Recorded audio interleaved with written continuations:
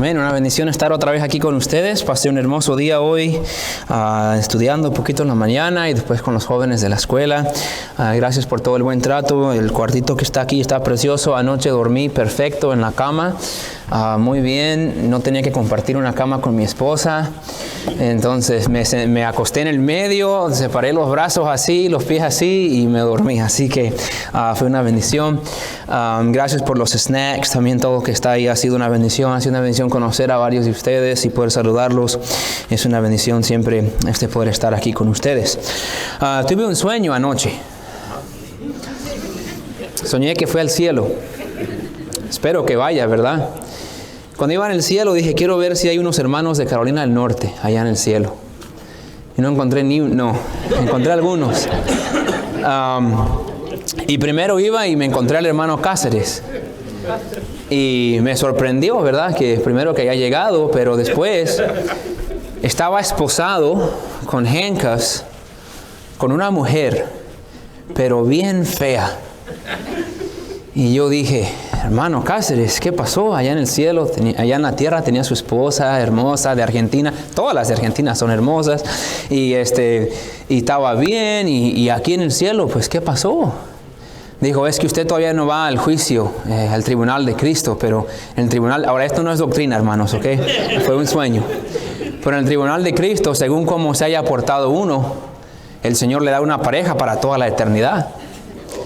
Y como yo no seguí siempre al Señor en mi vida y tuve partes donde me alejé de Él, ella es mi castigo para toda la eternidad. Dije, híjole, estuvo mal Entonces seguí caminando y me encontré al hermano Gabriel, al pastor Gabriel. Y tenía una más fea todavía. No tenía dientes, tenía una nariz larga. Yo no pensé que personas tan feas podían estar en el cielo. Y estaba esposada con él. Y dije, hermano, ¿qué pasó? Dijo, no, pues también es que allá en la tierra no hice todo lo que el Señor quería y pues es lo que me toca para el resto de la vida, para toda la eternidad. Dije, man. Seguí caminando por las calles de Oro y me encontré con el pastor Cristian. Y viera que una mujer hermosa. Hermosa. Ya se metió en problemas. No tan hermosa como su esposa, pero casi. Estoy dando chance, hermano, para que se recupere.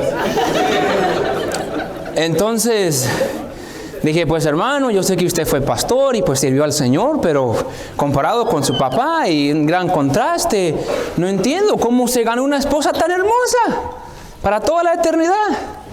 Y la mujer me miró y dijo, cállate. Él es mi castigo por toda la eternidad. Entonces, algunos vamos a recibir castigo, otros vamos a hacer castigo, ¿verdad? Y así fue. Entonces, perdóname, hermano Cristian, pero fue el sueño que tuve. No puedo impedir lo que pasó, ¿verdad?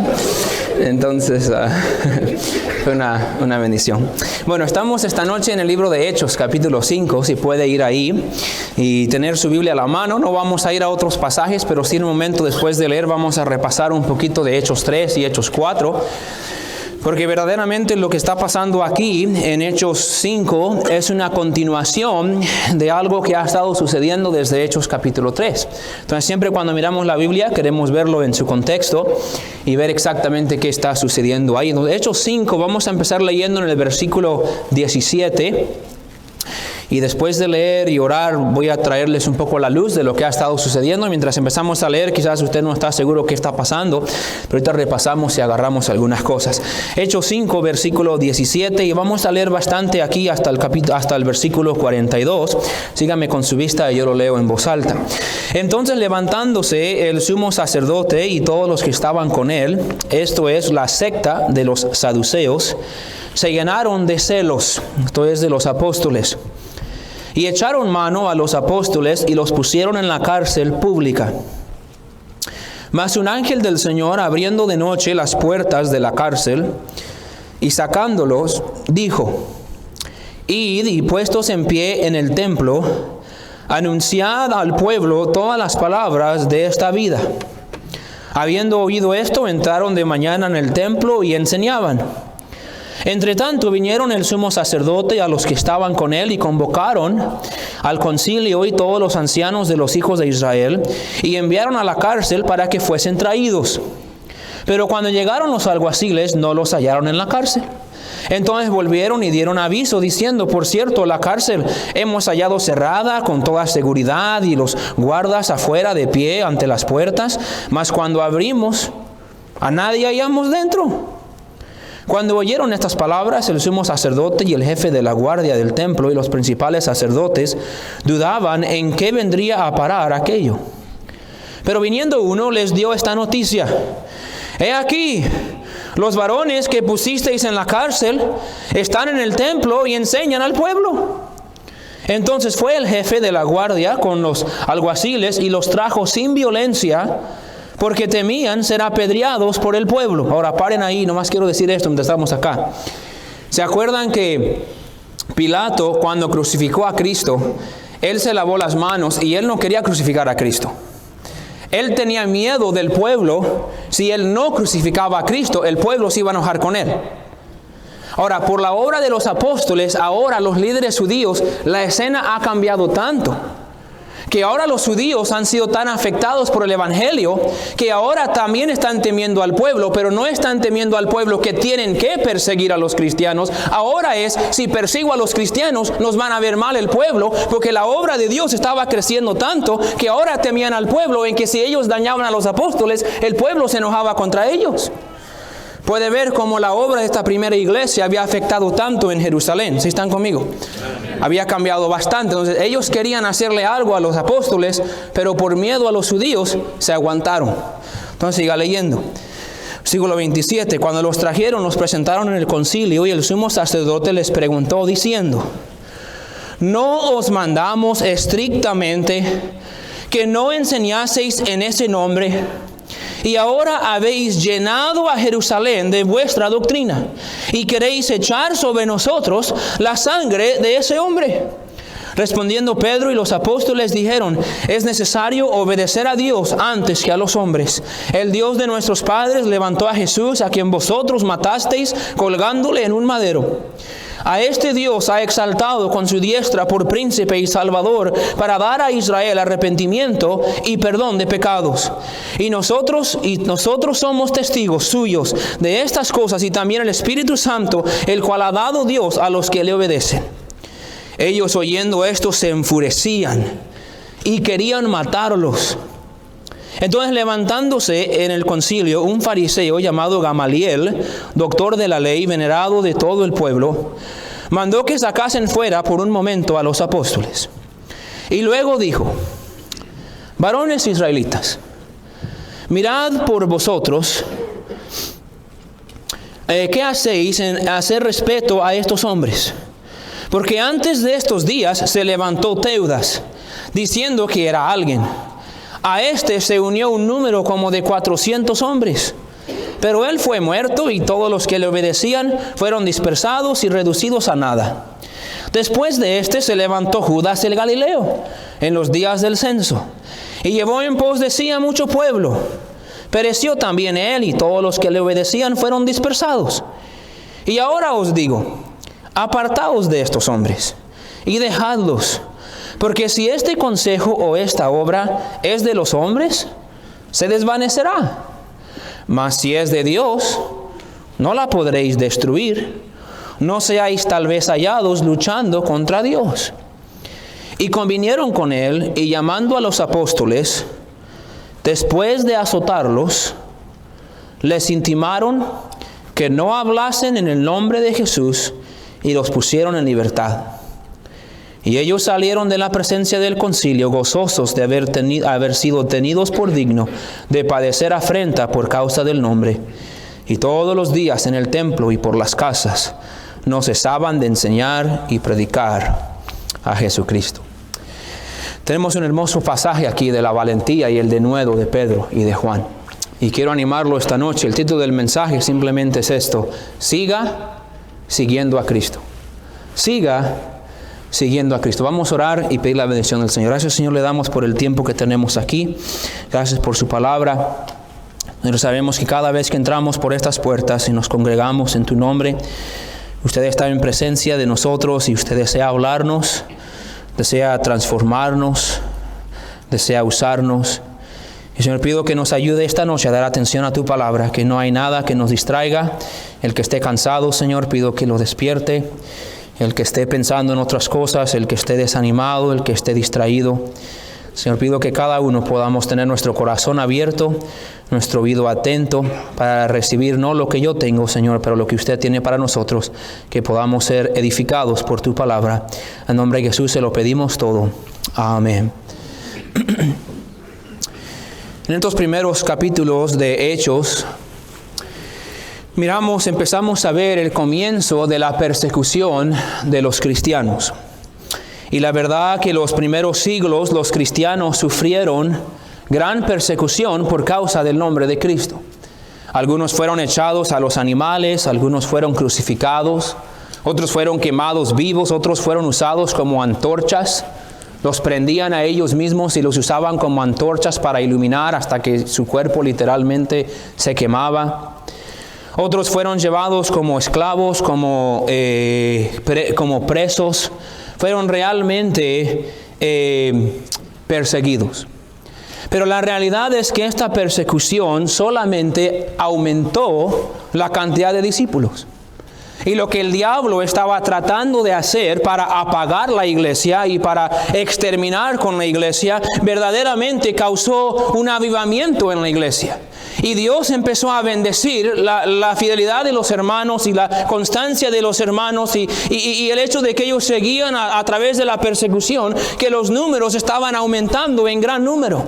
Y lo que estaba sucediendo es que los saduceos y los fariseos estaban poniéndose tan celosos de los cristianos que empezaban a perseguirlos. Y por esa persecución, en vez de que los discípulos se desanimaran por la persecución, solamente se animaban a ser más fieles al Señor.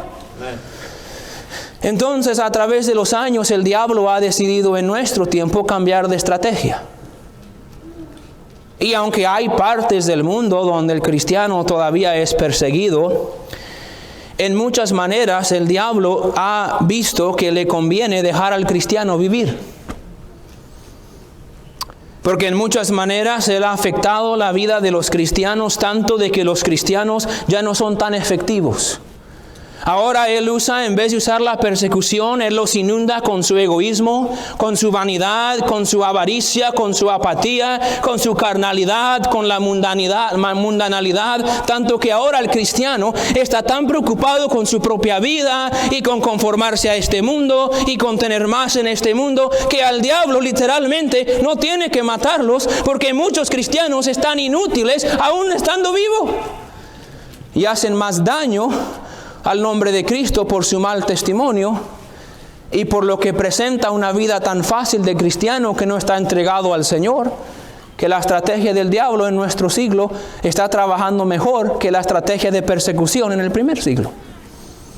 Ahora, espero que eso no sea usted, pero en muchos casos así está sucediendo.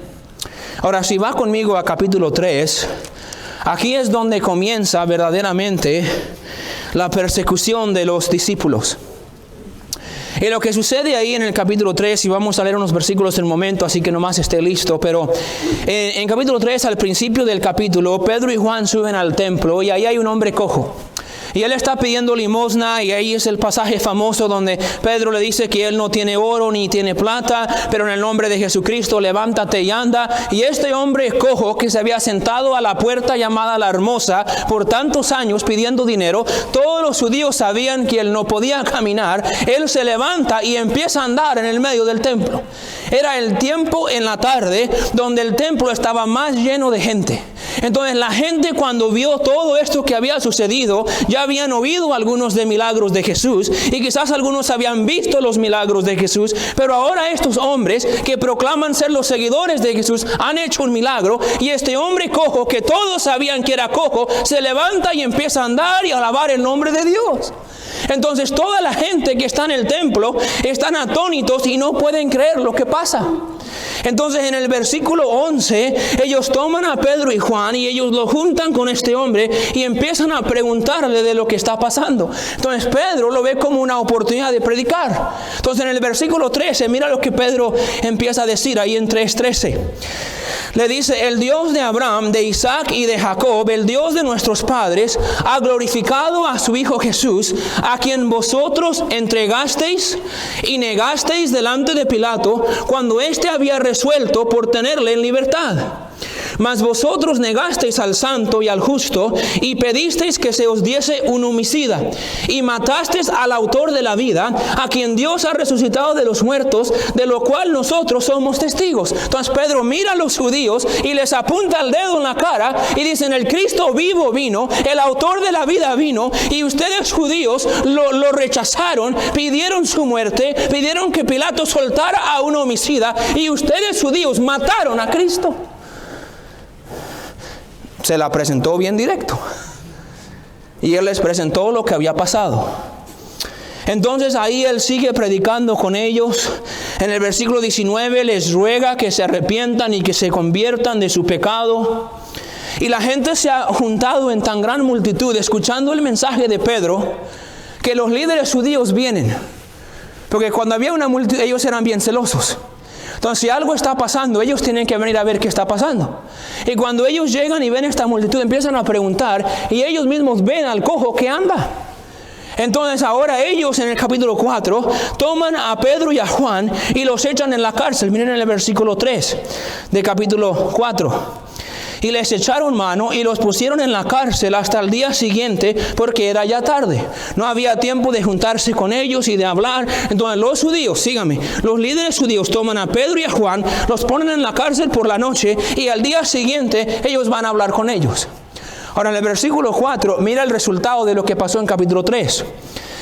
Pero muchos de los que habían oído la palabra creyeron, y el número de los varones era como de 5,000. Entonces este día Pedro sanó a este hombre cojo, porque este hombre fue sanado. La gente vino a escuchar, Pedro empezó a predicar, y 5,000 hombres fueron salvos ese día. Ahora no tenemos tiempo de predicar este pasaje, pero lo que estaba pasando es que Dios sanó al cojo, no para el beneficio del cojo. Dios no está tan interesado en nosotros físicamente más que espiritualmente. Y Él sanó físicamente a un hombre para sanar espiritualmente a 5,000 hombres. Ahora nomás quiero notarle mientras vamos de pasada aquí, esto es gratis. Lo que Dios hace en tu vida no siempre el resultado es con el propósito de que afecte principalmente tu vida. A veces Dios hace cosas en tu vida, tanto buenas y malas, con el propósito de traer gente a Él. Así que no estamos tan preocupados de que todo lo que me pasa a mí, mi comodidad, que si a mí me va bien, que si yo estoy bien. A veces Dios permite bendiciones en nuestra vida para la bendición de otros, para el provecho de otros. A veces Dios permite pruebas en nuestra vida para el provecho de otros. Y aquí Dios usó la sanación de este cojo para traer 5,000 hombres a los pies de Cristo. Entonces los líderes judíos están celosos. Entonces le preguntan a Pedro qué pasó y qué está pasando. Y en el versículo 8, mira lo que dice en 4:8. Entonces Pedro, lleno del Espíritu Santo, les dijo.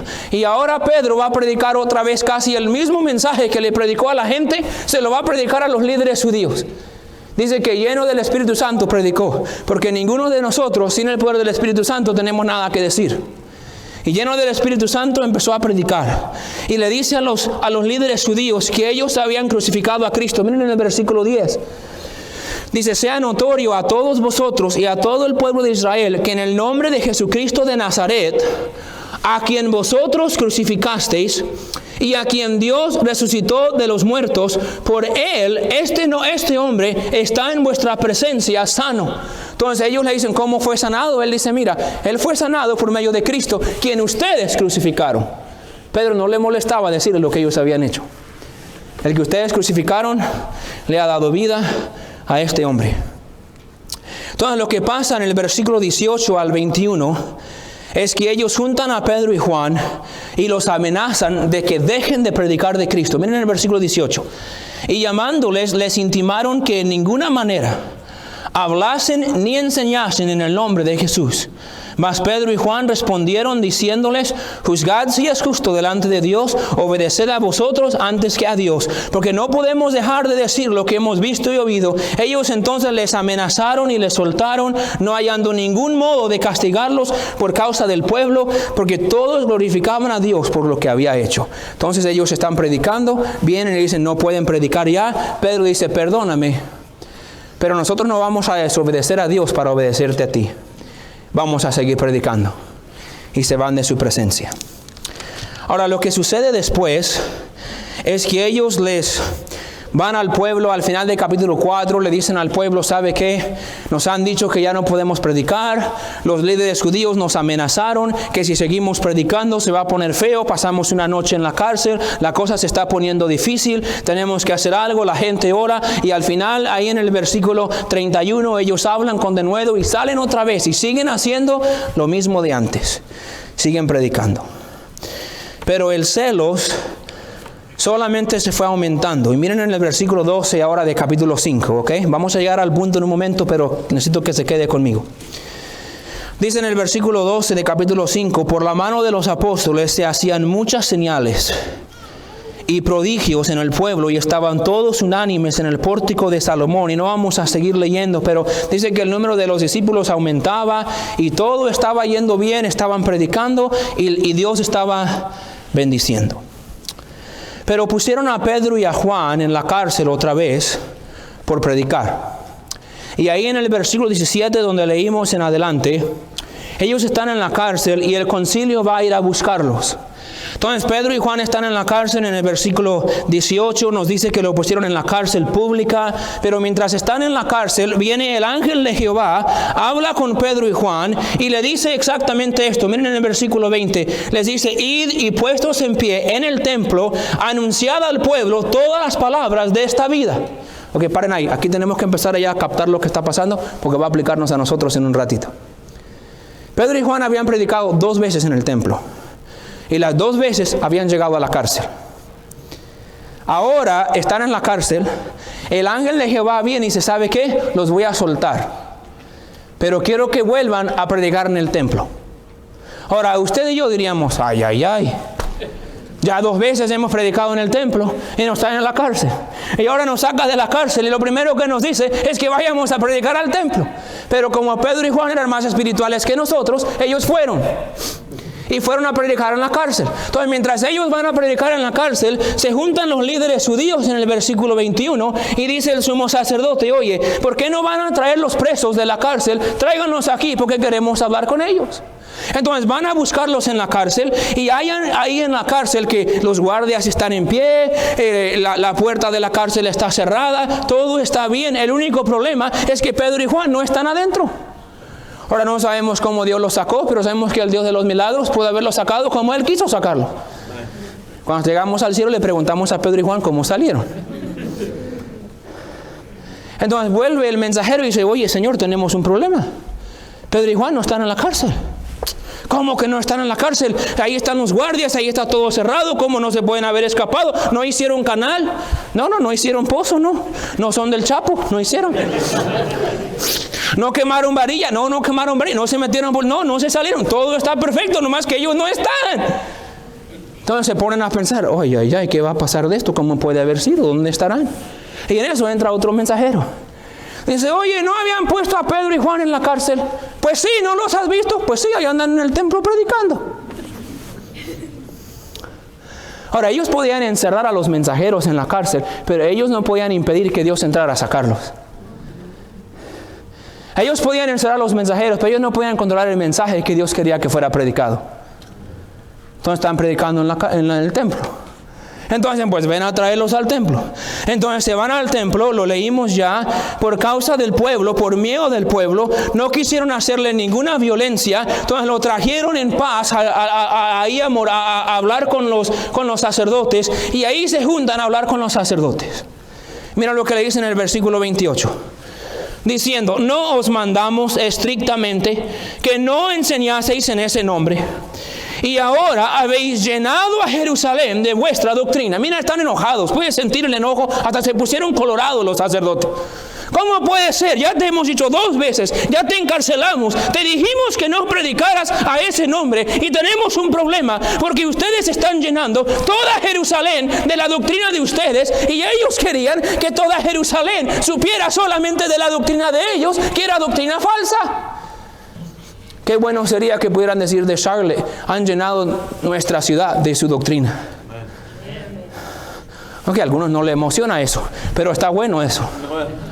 Como que ese es el propósito. Es el propósito de que toda la gente que usted conozca pueda saber del Dios que existe y el Dios que vino para salvarles.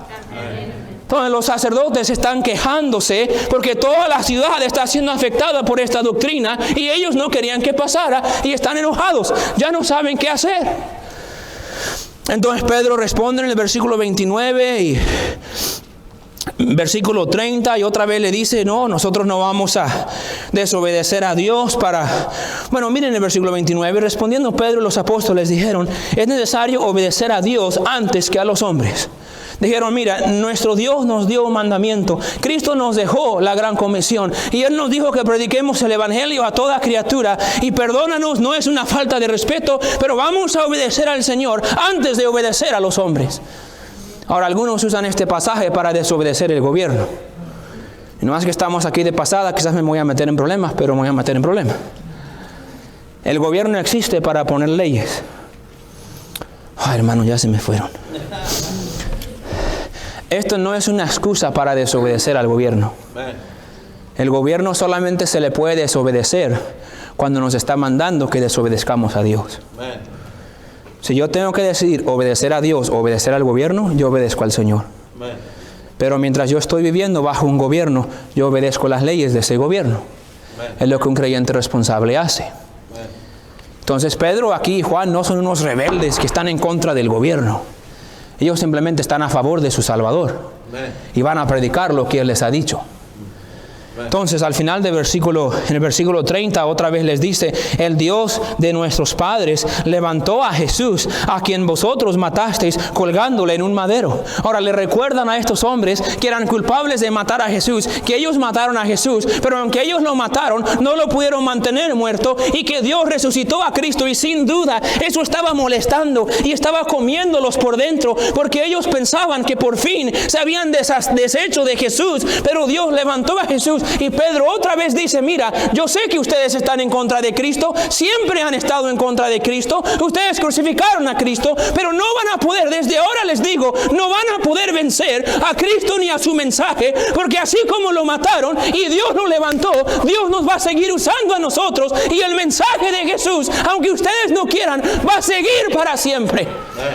Y aquí estamos 2000 años atrás o adelante y todavía sigue el mensaje de Cristo. El diablo todavía tratando de pararlo, pero nunca va a tener éxito. Entonces eso los enoja, porque a la gente carnal no le gusta que le digan la verdad en la predicación. Que algunos no agarraron eso tampoco. La gente carnal no le gusta que le digan la verdad en la predicación. Entonces Pedro los apunta y dice, ustedes mataron a Cristo y Dios los levantó. Ellos se enojan tanto que quieren matar al predicador. Miren el versículo 33. Ellos oyendo esto se enfurecían y querían matarlos. ¿Nunca ha querido usted matar a su pastor? Yo tengo hermanos que todos los domingos me quieren matar. Pero está bien, hasta ahora ninguno lo ha hecho y esperamos que siga así. Más quiero decirle mientras vamos de pasada, mientras esté predicando este libro y la verdad, si la verdad le cae mal a usted, eso no dice nada mal de la verdad, dice algo mal de usted. Si este libro afecta su vida de tal manera que usted se molesta, no se moleste con este libro, porque este libro no va a cambiar. Dele gracias a Dios que hay un mensajero que proclama este libro y lo predica con fidelidad.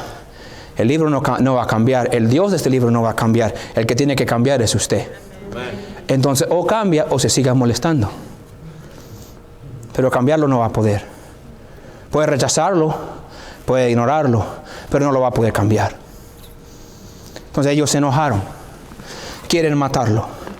Entonces Gamaliel entra en la cena. No, miren el resto del versículo 28, que le acabé ahí en la doctrina y no les di la parte más buena. Ahí dicen, y queréis echar sobre nosotros la sangre de ese hombre.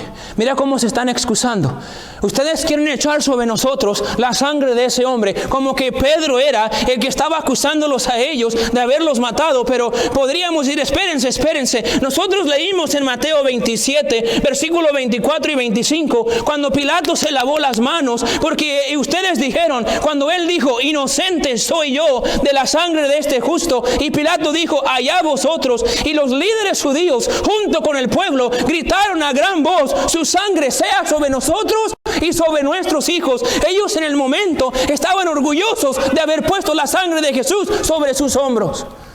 Ahora que Pedro les está señalando lo que hicieron, que mataron al Salvador, y ahora que están viendo el poder de Dios en la vida de ellos, dicen, oye, ¿por qué quieres poner la sangre sobre nosotros? Ellos mismos habían dicho, su sangre sea sobre nosotros. Entonces se enojan, quieren matarlos. Gamaliel entra a la escena y habla. Ahí en el versículo 34, no vamos a leerlo todo, pero Gamaliel se levantó y empieza a hablar. Ahora, Gamaliel era un fariseo, doctor de la ley. Ahora, lo que él dice aquí, mucho de lo que él dice es bueno. Pero no lleguemos a pensar que Gamaliel era un defensor del evangelio. Porque él era un hombre de que él mismo estaba en contra de los cristianos. Si se acuerdan de Pablo cuando era Saulo de Tarso, él había estudiado bajo los pies de Gamaliel. Era uno de los doctores de la ley que enseñaban a los fariseos. Pero en este momento, por lo menos lo que él dice, él está usando la sabiduría con lo que él dice. Y mira cómo responde en el versículo 35. Dice, miren varones israelitas, por vosotros lo que vais a hacer, miren por vosotros lo que vais a hacer respecto a este hombre. Y le dice, porque antes de estos días se levantó Teudas diciendo que era alguien. Entonces dice, mira, ustedes saben que se levantó este hombre llamado Teudas. Ahora él era un falso profeta que se levantó un tiempo antes de Cristo diciendo que él era el Cristo. Y Gamaliel dice, ¿ya saben qué pasó? Agarró como 400 personas y empezaron a seguirlo y que según él era el Mesías y todo esto. Pero ¿qué sucedió después? Después de esto se dispersaron y se hizo nada y ya no vimos más de él. Después de él se levantó otro hombre llamado Judas de Galilea. Y también él levantó muchos seguidores y parecía que iba a hacer algo y que él decía que era el Mesías. Y después de eso, ¿qué pasó? El pueblo se dispersó y ya se quedó sin nada. Entonces dijo, miren, vamos a pensar las cosas bien. Si este Jesucristo y sus seguidores son de hombres y él no es el verdadero Mesías, entonces déjenlo. Solo ese movimiento se va a acabar. Porque el movimiento del hombre tarde o temprano se apaga. Pero dice, si él verdaderamente es de Dios, ¿queremos pelear contra Dios? Ahora es un poco sabio lo que dice, ¿verdad? Si es de los hombres, déjenlo. ¿Para qué van a hacer alboroto si se va a deshacer solo? Y si él verdaderamente es de Dios, entonces no queremos estar luchando contra Dios. Entonces no debemos de matar a estos hombres. Entonces se pusieron de acuerdo, ok, vamos a tenerle misericordia y no los vamos a matar. Entonces miren el versículo 40. Y convinieron con él, y llamándolo a los apóstoles, subraya estas 3 palabras porque parece que lo dice de pasada, que uno lo lee sin entenderlo. Pero es la evidencia primera de la persecución física en contra de los discípulos. Dice, llamando a los apóstoles después de azotarlos. Los azotaron. Ahora, no nos dice cómo los azotaron, pero los azotaron. Quizás fue con los 39 latigazos como azotaron a Cristo. Es la manera que los romanos lo hacían. Los judíos tenían la autoridad de hacerlo, pero podían hacer menos de 40. Entonces hacían 40 menos 1, que eran 39. Entonces lo que está pasando es que ellos toman los judíos y los azotaron, quizás con una vara, quizás con los lazos, no estamos seguros, pero toman a Pedro y Juan y los azotan. Ahora usted lo lee así nada más, pero piénselos en sin su camisa y rompiéndole la carne o rompiéndole los huesos y estirándole eso simplemente por haber predicado el evangelio. Los azotan y después de azotarlos, los intiman, los amenazan y les dicen esto: ya les hemos amenazado y ahora les decimos que no hablasen más en el nombre de Jesús, y los dejaron ir libres. Ahora, ya les habían dicho la primera vez, los encarcelaron por una noche, les dijeron, ya no predican en el nombre de Jesús, porque 5,000 fueron salvos. Los sueltan, van y hablan con la gente se motiva, y ahora más gente está predicando de Cristo. Entonces los agarran otra vez, los meten en la cárcel. Dios los saca y les manda a predicar en el templo. Están predicando en el templo, los traen otra vez enojados y dicen, ahora no han aprendido. Primero los amenazamos, después los encarcelamos, ahora vamos a azotarlos y ya cállense la boca. Ahora imagínense a Pedro y Juan. Pónganse en su lugar. Están siguiendo a Cristo. Y siguiendo a Cristo no les ha ido tan bien. Pues yo no veo que sí, vaya usted a la cárcel. Algunos dicen, ya he estado, bueno, felicidades. Quizás no fue por predicar, fue por otras cosas. Los encarcelan, los azotan, los amenazan. Entonces lo que pasa es que Pedro y Juan se van de la cárcel. Salieron de ahí tristes, desanimados. Su pastor tenía que ir a visitarlos. Hermano, ¿qué trae? ¿Por qué no viene a la iglesia? Pues ya sabe, pastor, me pegó el virus del desánimo. Porque algunos piensan que es un virus. Pues ya sabe, pues es que estábamos sirviendo a Dios, pastor, pero mira lo que pasó. Primero me amenazan, después me echan en la cárcel, ahora me andan golpeando. Pedro y Juan se salieron de ahí desanimados. No fue así. Miren el versículo 41. Y ellos salieron de la presencia del concilio. ¿Qué?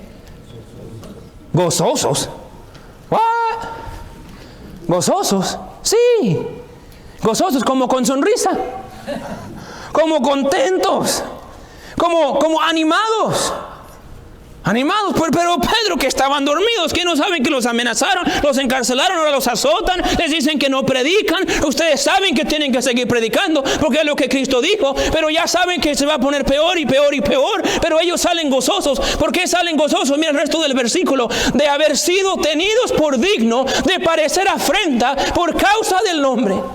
Ellos estaban contentos. ¿Por qué? Porque Cristo había dicho, si ustedes me siguen a mí como deben de seguirme y me aman como deben de amarme, entonces lo que va a pasar es que el mundo los va a perseguir a ustedes como me persiguió a mí. Y hasta ahora todavía ha sido bonito. 3,000 salvos el día de Pentecostés, 5,000 salvos, todo está yendo bien. Quizás Pedro y Juan podrían estar diciendo esto, pues estamos sirviendo al Señor y es pura luna de miel. Pero ahora escúchame, por fin, ellos han sido tenidos por dignos de sufrir como su maestro sufrió. Y no estaban desanimados, no estaban tristes, no dejaron de ir a la iglesia. ¿Sabes qué hicieron ellos? Siguieron siguiendo a Cristo. Siguieron haciendo lo que Cristo les había mandado hacer. Ve, el que verdaderamente perdió aquí no fue el evangelio, no fue la iglesia, no fue los apóstoles. El verdadero perdedor fue el diablo y los saduceos. Porque en el versículo 42, mira el resultado. Porque salieron gozosos, mira lo que hicieron. Mira el versículo 42. Y todos los días. ¿Cuántos días? Todos los días. En el templo y por las casas no cesaban de enseñar y predicar a Jesucristo. No les había ido tan bien por predicar a Jesucristo. Resultados habían, pero encarcelado, azotado. Podemos ser honestos esta tarde, ya vamos a aplicarlo a nosotros. Sé que están esperando para que llegue la aplicación. Ellos sufrieron algo peor que lo que usted y yo hemos sufrido por Cristo. Con todo esto ellos no pararon. Ellos no se rindieron. Ellos no se echaron para atrás. Ellos no se enfriaron. Yo he tenido hermanos que han hablado mal de mí, pastores que han hablado mal de mí, pero eso no es nada con lo que pasa aquí. Usted ha tenido cosas que le ha pasado, ¿verdad? Él aceptó a Cristo, su familia lo rechazó. Se sintió un poco duro. No es agradable, yo entiendo que no es agradable, pero no es peor de lo que pasó por ellos. Y aún con lo que pasaron, ellos siguieron siendo fieles a lo que Dios les había pedido. Quiero preguntarle algo, hermano, esta noche, y quiero que sea honesto. ¿Qué tanto toma para que usted se rinde? ¿Qué tanto toma para que usted se enfríe espiritualmente? ¿Qué tanto toma para que usted deje de ser fiel al Señor? ¿Sabe que tenemos un buen ejemplo de esto en Hechos capítulo 16? Pablo y Bernabé querían seguir en su viaje misionero. Pero lo que pasó es que Bernabé quería llevar a Juan Marcos con ellos. ¿Se acuerdan de este pasaje? Y Pablo dijo, no, la última vez que llevamos a Juan Marcos, él nos desamparó. Entonces no vamos a llevar a Juan Marcos porque él es un cuiteador, como decimos en mexicanos. Es un cuiteador. Entonces Bernabé dijo, pues yo me lo voy a llevar. Y Pablo dijo, yo no lo voy a llevar. Entonces, entre los grandes hombres de Dios hubo desacuerdo. Aún entre los hombres de Dios a veces no somos perfectos. Y Pablo y Bernabé mostraron ahí que eran humanos, no pudieron ponerse de acuerdo y tuvieron que separarse. Pablo se fue por un lado, Bernabé se fue por otro lado. Pero ¿sabe qué pasó? A pesar del desacuerdo, a pesar de la fricción, a pesar del problema que habían tenido, ninguno de los dos dejó de servir a Dios. Pablo se fue a seguir haciendo lo que hacía con Bernabé. Bernabé se fue con Silas, con Juan Marcos, a hacer lo que él estaba haciendo. A pesar del problema, a pesar de la dificultad, más adelante, a pesar de todo lo que Pablo aguantó, del naufragio, de los golpes, de las amenazas, de ser apedreado, Pablo siempre siguió siendo fiel. Pero en nuestro tiempo, y especialmente, hermanos, entre nosotros los hispanos, a veces nuestra vida espiritual depende tanto sobre nuestras emociones y sobre nuestro ánimo, que nomás sucede una cosa, que bajamos de ánimo, perdemos el trabajo, tenemos un problema con la esposa, tenemos un granito en la frente, algo pasa en nuestra vida y rápido estamos desanimados y ya no queremos servir al Señor y ya no queremos compartir su palabra y ya no leemos su palabra y ya no apoyamos en la iglesia porque somos débiles espiritualmente. Y pasa algo pequeño y ya estamos ahí esperando que todo el mundo nos consuele. ¿Cómo está, hermano? Pues aquí llevándola, ya sabe, sufriendo por Cristo. Oh, ¿qué le pasó, hermano? Pues unas hermanas fueron a comer a IHOP y no me invitaron. Y luego hubo fiesta y tampoco me invitaron. Casi usted quiere abandonar la iglesia cuando nomás le están ahorrando dinero y calorías por no invitarla a IHOP. Parece extremo, pero es cierto. Puede haber alguien aún aquí esta noche. Tú te puedes recordar un tiempo en tu vida cuando tú eras más fiel al Señor. Tú eras de los que estabas prendido fuego. Esta iglesia, pastor, llevamos 15 años y yo le quiero decir que hace 15 años he estado aquí. Hace 10 años ya tengo mi estacionamiento guardado allá. Está la del pastor y está el mío.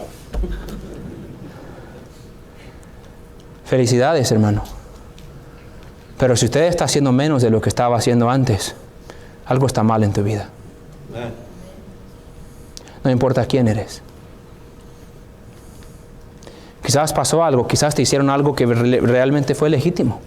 Alguien verdaderamente te maltrató. Si no ha despertado a la realidad, sucede en esta vida. Bienvenidos a la vida. Te van a maltratar.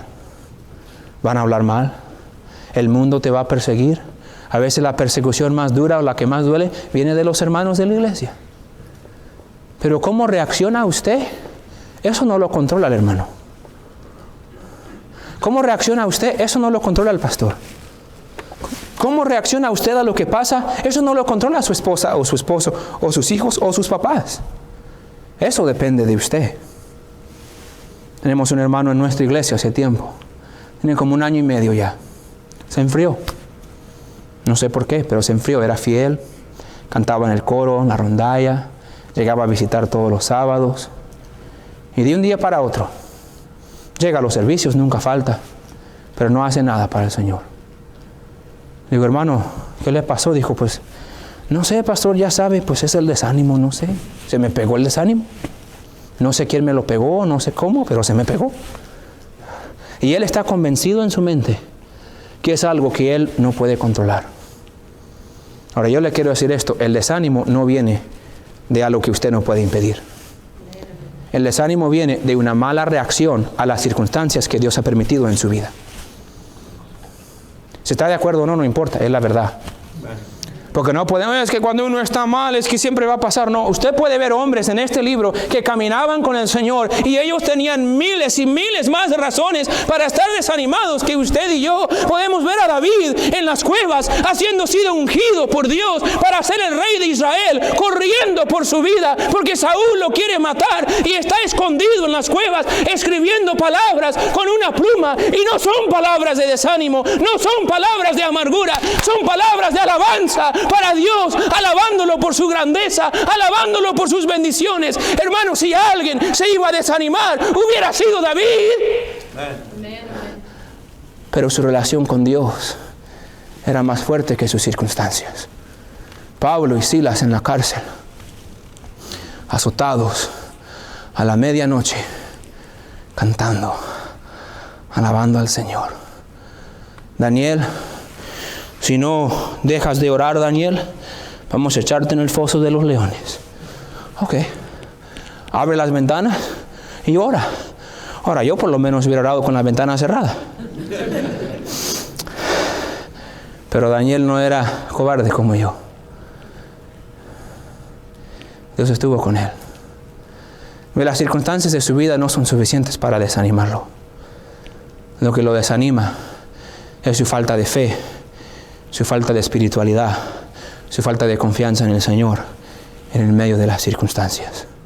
Porque aquí Pedro y Juan la habían llevado mal.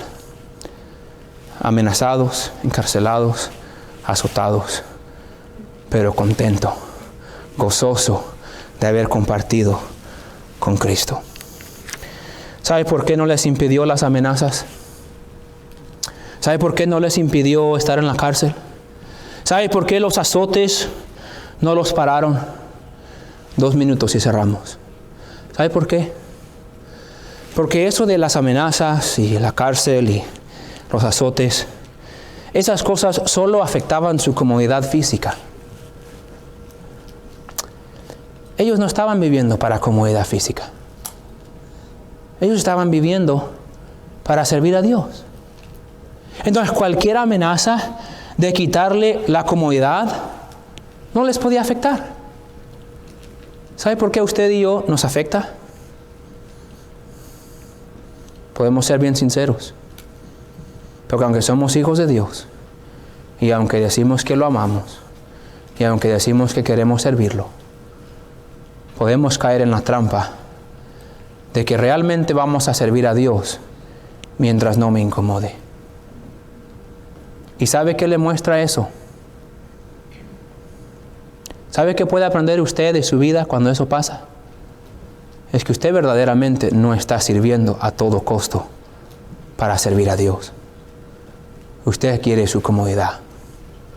Y cuando el servicio a Dios afecta su comodidad, su servicio a Dios baja para que pueda tener una vida más cómoda. Ellos no estaban viviendo para una vida cómoda. David no quería una vida cómoda. Pablo, él no quería una vida cómoda. Él daba gracias a Dios por estar en la cárcel porque abundaba para más fruto para el Evangelio. Pero nosotros podemos vivir para una vida cómoda. Y cuando sirviendo a Dios se pone un poco incómodo, me desanimo, quiero rendirme y dejo de seguir a Cristo. Pero tenemos ejemplos, tenemos un desafío en este pasaje, que podemos seguir siguiendo a Cristo, aun cuando todo se pone mal. ¿Cómo está usted? Sea honesto. Esta noche hay algo en ti, hay un área de tu vida que te has rendido ya. Te has rendido de hablarle a tus familiares, porque cada vez que hablas dicen, mira, aquí habla del deporte, aquí habla de la política, aquí habla de lo que quieras, pero aquí no me hables de religión. Entonces, ¿sabe qué hace usted? No le habla de religión. ¿Sabe que esa es una petición de su familia? Que un día van a rogarle que no lo vaya hecho caso. Entonces no le haga caso. Predíquele todavía. En el trabajo, háblele a su compañero. Tenga la audacidad, o sea, audaz. Tenga el denuedo de seguir hablando de Cristo como ellos lo hacen. Cantan el coro. Alguna hermana dijo, hermana, el coro se escuchaba perfectamente bien hasta que usted se metió. Dígale, pues ore por mi hermana, que Dios me ayude, porque salirme no lo voy a hacer.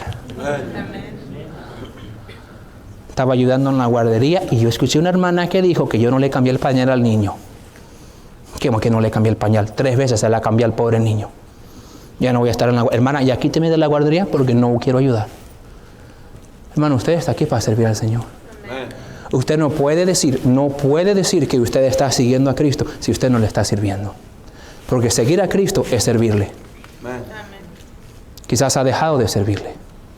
Quizás ha frenado un poco en servirle. Y quizás fue por algunas circunstancias, alguna dificultad, algún azotito ahí que le dieron. Y usted ahora, ha parado. Un día se va a parar en el verdadero tribunal de Cristo. No le van a dar una mujer fea o una mujer bonita,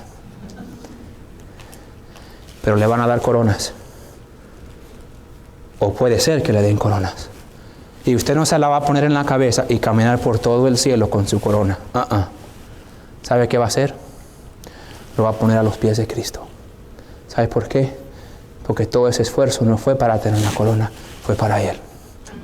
Solo recibimos coronas para ponerlos a los pies de Él. Yo quiero serle fiel. Yo no quiero que Dios me dé una vida fácil. Yo no quiero que Dios me dé una vida liviana. Yo quiero que Dios me dé el camino que Él tenga para mí y quiero que me dé la fuerza de aguantarlo cualquiera que sea.